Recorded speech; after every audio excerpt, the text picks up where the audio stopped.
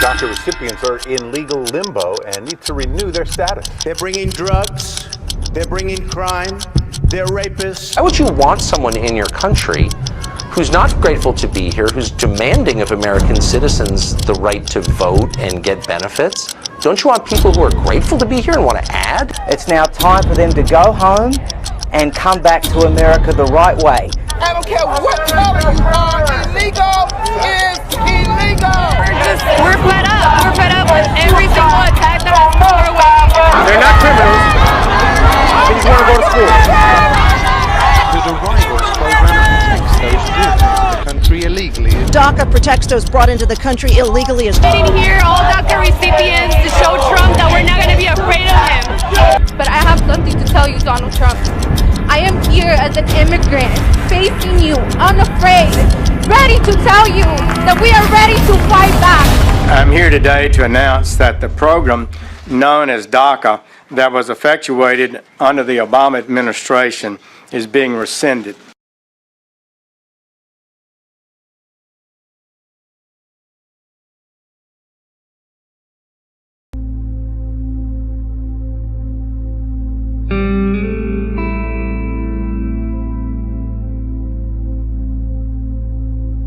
Wasn't even a term, and people in 2010 were not really coming out of the shadows.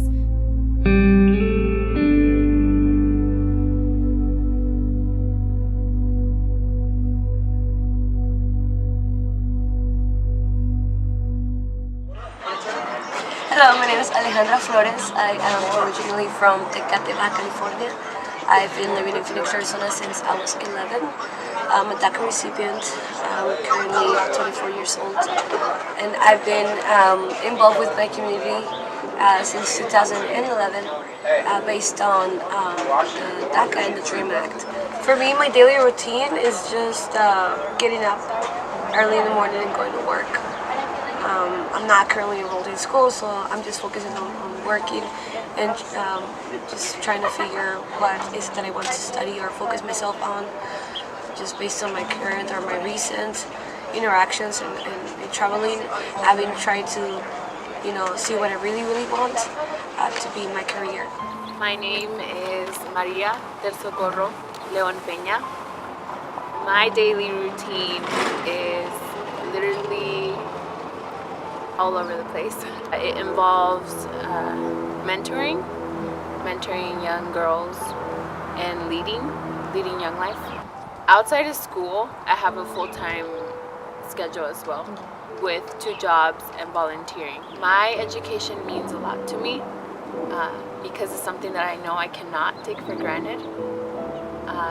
I love making connections with what I'm learning in school and with the real world. I fund my education by applying for scholarships and by paying out of pocket.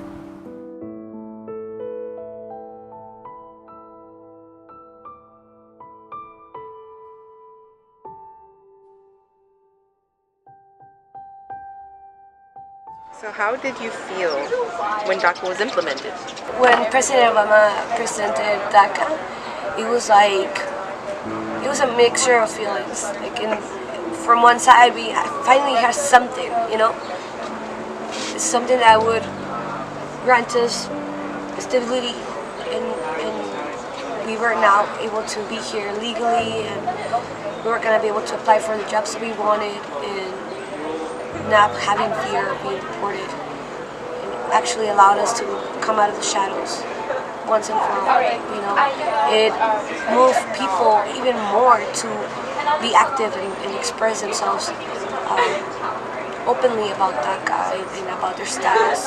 It allowed me to do the thing that I've wanted to do since I was so little, which was give back. And now that I have that opportunity, I enjoy working. I enjoy serving the seniors at the gym. I enjoy serving the students that I work with at my church.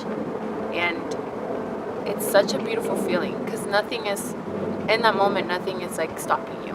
And you also know that you're not doing it under the table, which is also cool because you don't have that anxiety or that pressure.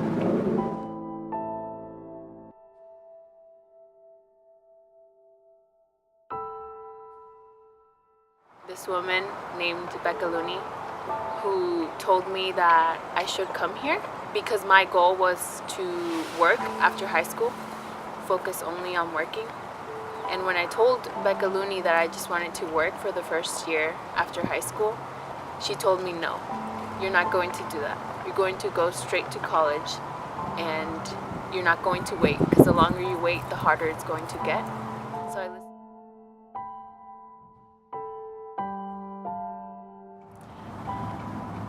When DACA was rescinded, I felt like if I didn't go to someone, if I didn't share with someone how I felt, if I tried going to class that day, I would go insane.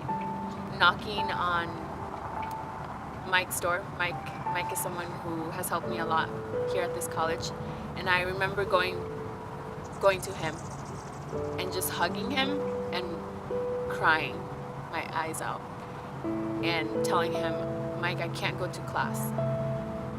And I'm someone who never misses class.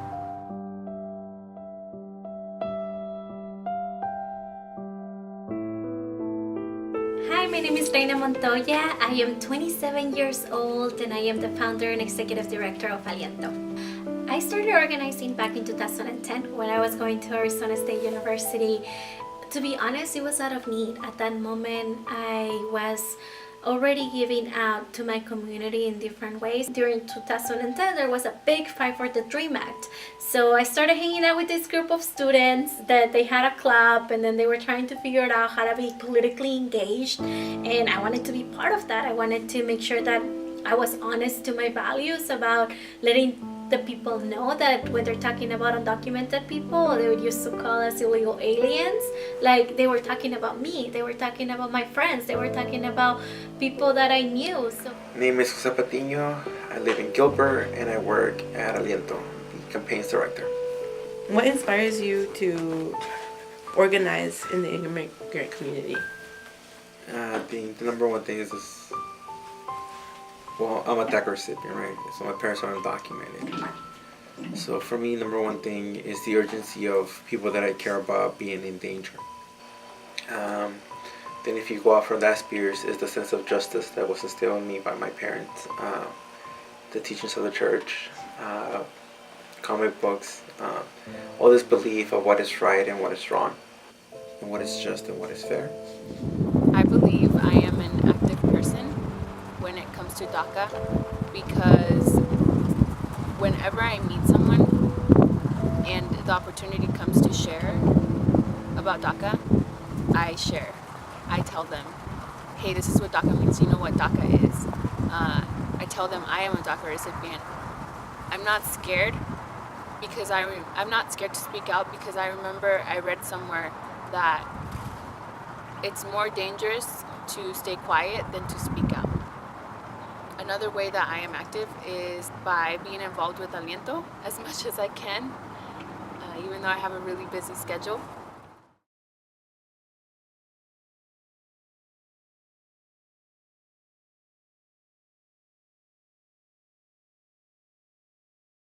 So that for every DACA recipient or every ally that is speaking out for someone, I know there's the pressure to sound perfect, to make sure that what you're saying sounds perfect, but there's no such thing. The most important thing is just speaking up, speaking out. And so I want to encourage people to do that, to use their voices, especially for those of us who are too scared to use our voices, because it's scary. I would like for people to get to learn more about DACA and the Latino community, to understand why we have been through all this struggle and why we want to be here in the United States. I think it's important for everybody to get educated.